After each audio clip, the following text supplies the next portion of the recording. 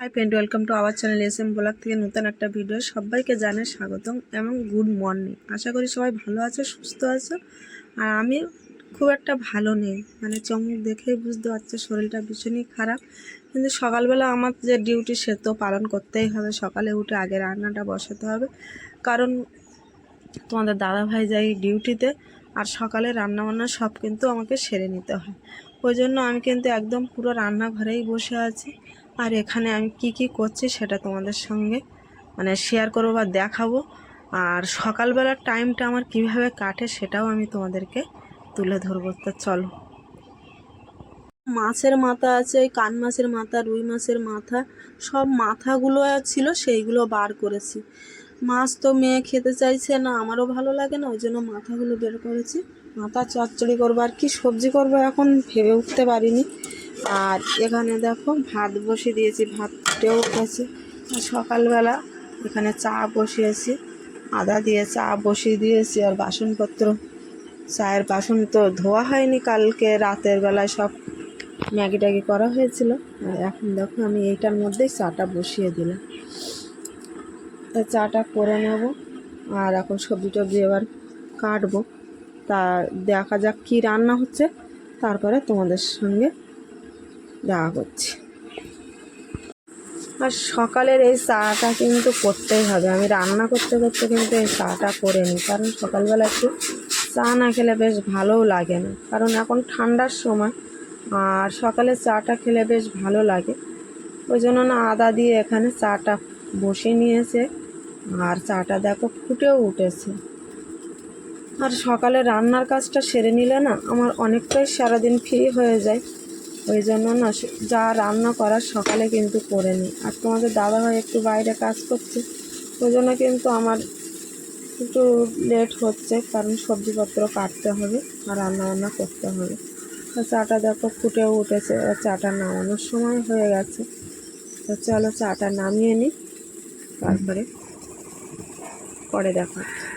এখানে দেখো চচ্চড়ি করবো মাছের মাথা, সেগুলো কিন্তু পেঁয়াজ রসুন আদা সব কাটা, আর ওখানে কাঁচকলা আলু, আর এই যে তোমাদের দাদা ভাই কেটে দিচ্ছে।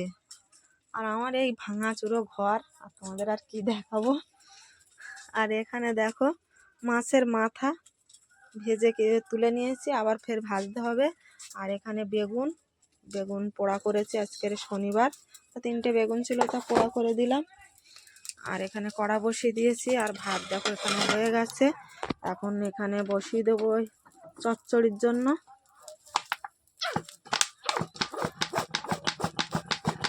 এখানে দেখো পেঁয়াজটা তেলে দিয়ে নিয়েছি, আর মাছের মাথাগুলো যে চচ্চড়ি করব, ওই জন্য বেশি করে পেঁয়াজ ভেজে নিচ্ছি, নিয়ে আর আদা রসুন দিয়ে একদম মানে গা রসা রসা করবো টমেটো দিয়ে। এটাই ভালো লাগবে। মাছের মাথা চচ্চড়ি কিন্তু খুবই ভালো লাগে।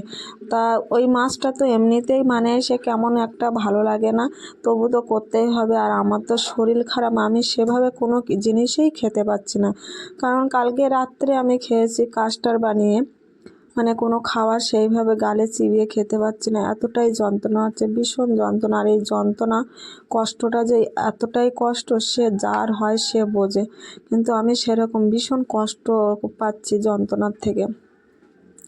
তাহলে সকালবেলা দেখো আমি একটু কিন্তু গরম জল করে নিয়ে মুখ টুক ধুয়ে নিয়ে তারপরে কিন্তু এই রান্না বসিয়েছি। তার মধ্যে একটু চা করে তো করলাম, সেটা খেয়ে নিয়েছি গরম গরম, মানে কি বলো তো, ঠান্ডা জলটাই দাঁতে লাগাতে পারছি না। এই দেখো এখন যেন শীত করছে, গায়ে তো জ্বর, আর তার মধ্যে মানে প্রচুর শীত করছে, ওই জন্য চাদরটা গায়ে জড়িয়ে নিয়ে তারপরে কিন্তু রান্নাঘরে এসেছি।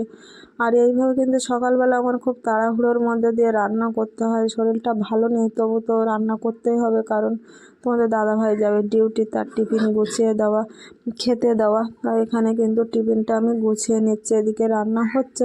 একটা তরকারি হয়তো হবে না, কলার তরকারিটা, তা যেটা হয়েছে সেটাই দিয়ে দেবো। দুটো তরকারি হয়ে গেছে, বেগুন পোড়া আর ওদিকে তো চচ্চড়ি।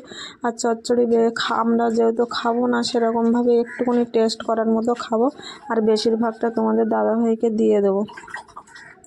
তা ওই জন্য কলাটা পরে রান্না করছে, এটা আমরা হয়তো দুপুরে খাবো। আর আমি খেতে কবার পারবো জানি না, এখন দেখা যাক, চেষ্টা করে খেতে পারলে খাবো, না খেতে পারলে কিন্তু আমার ওই হালকা খাবারই খেতে হবে। তো এইভাবে ভীষণ কষ্ট হচ্ছে, কিন্তু ভীষণ যন্ত্রণা হচ্ছে, আর পাচ্ছি না, মানে এতটাই কষ্টদায়ক, কী করে বলবো, মানে ভীষণ কষ্ট হচ্ছে। তারপরে এইভাবে দেখো আমি আবার ভাতটা টিফিন কৌটো এটা ভরে দিলাম, আর রান্না ওদিকে হচ্ছে, আর ভাত ভরে দিচ্ছে, আবার খেতে দেবো, তার জন্য ভাতটা বেড়ে নেব। কারণ কি বলো তো, এখন তো মানে খেয়ে যাবে, আর ওইটা দুপুরে গিয়ে খাবে, তার জন্য সেরকমভাবে কিন্তু টিফিনটা রেডি করতে হয়, আর সকাল সকাল রান্না করতে হয়। আর আমার এখানে দেখো এই ঘরে কিন্তু সেই ভাঙা ঘরে চাঁদের আলো বলে না, তাই চারিদিক দিয়ে কিন্তু আলো রশ্মিগুলো পড়ছে।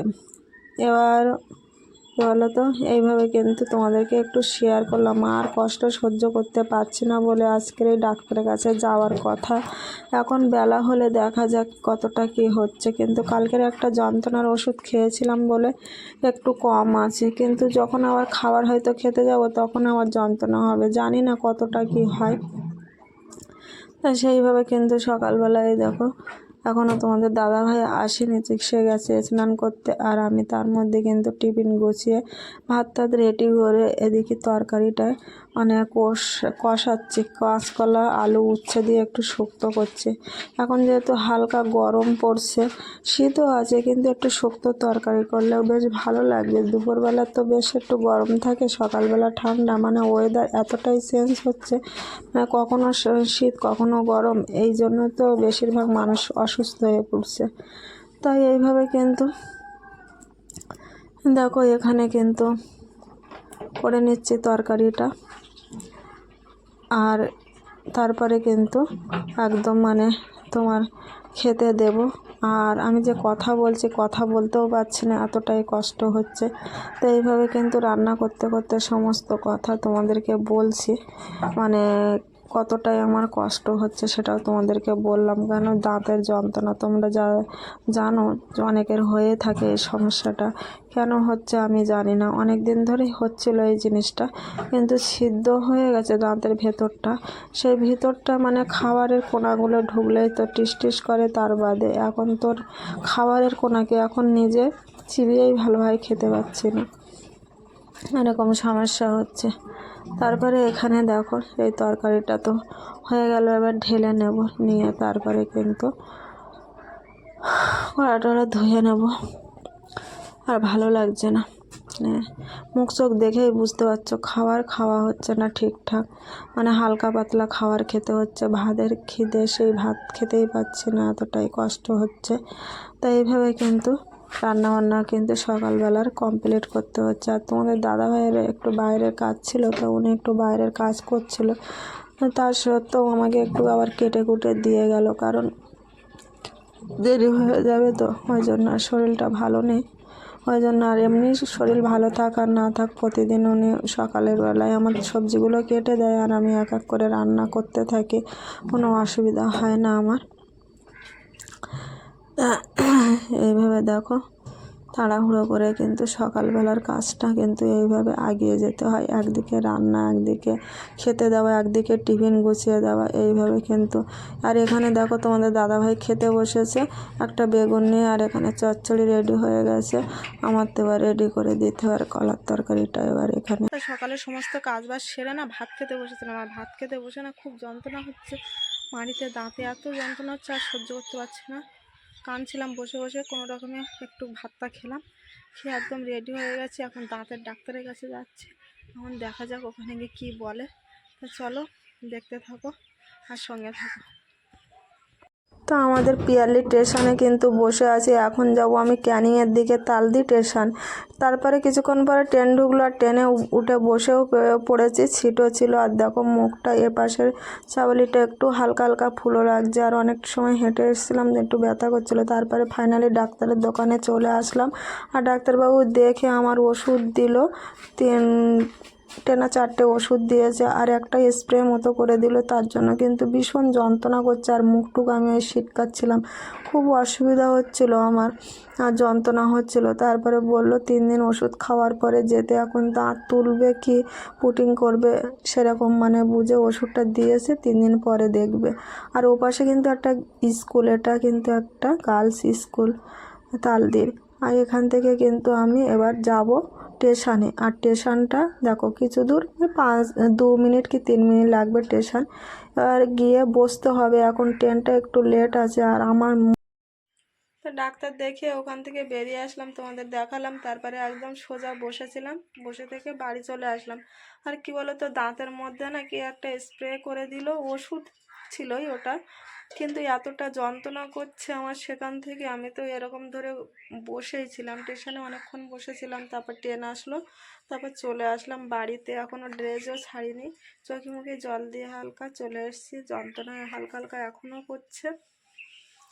তো ওষুধ এখানে দিয়েছে, এই যে ওষুধটা দিয়েছে, 3 দিনের ওষুধ দিয়েছে। দেখলো, দেখে বললো হয় পুটিং করতে হবে, আর এই ওষুধ খেয়ে যদি কিছু না হয় তখন দাঁত তুলতে হবে, সেরকম বুঝে মানে ওষুধটা খাওয়ার পরে বুঝবে। তা সব কিছু মানে বললাম। আর ওর সঙ্গে না জ্বর আসছে প্রচণ্ড, কি বলবো, খুবই কষ্ট হচ্ছে, যার জন্য বাধ্য হয়ে যেতেই হলো। তাই এখন আমি আর ভাত খাবো না, মানে যে কোনো জিনিস হয়তো খেতে গেলে, চিবাতে গেলে এই সাইডে যেমন লাগছে না, জীবনটা বেরিয়ে যাচ্ছে, এত যন্ত্রণা করছে। তো ওই জন্য দেখো কালকে রাত্রেই কাস্টার খেয়েছিলাম, এই সকালে খেতে বসে সে কি অবস্থা, কান্না করে করে তারপর দুটো ভাত গিলে গিলে খেয়েছি। আর এখন দেখো এই কাস্টারটায় অনেকটাই জমে গেছে, একটু হালকা হলে ভালো হতো। তো এইটা খাওয়ার পরে ওষুধটা খাবো এখন, আর রাতের তো খেতে হবে না, হালকা হালকা খাবার খেতে হবে। আমি সেভাবে চিবিয়ে আর খেতে পারছি না। তা সকাল থেকে কি করলাম আর কোথায় গেলাম সব কিছু তোমাদেরকে শেয়ার করলাম একটুখানি, বেশি আর বড় করব না। তা ভিডিওটা এখানে শেষ করছি। সবাই ভালো থেকো, সুস্থ থেকো, আর দেখতে থাকো SM বলা। লাইক কমেন্ট শেয়ার করতে ভুলো না। যারা নতুন দেখছো চ্যানেলটাকে সাবস্ক্রাইব করে রেখো। তো এখানে ভিডিওটা শেষ করছি, আমার কথা বলার মতো অবস্থা নেই। তা সবাই ভালো থেকো, দেখা হবে নেক্সট ব্লগে।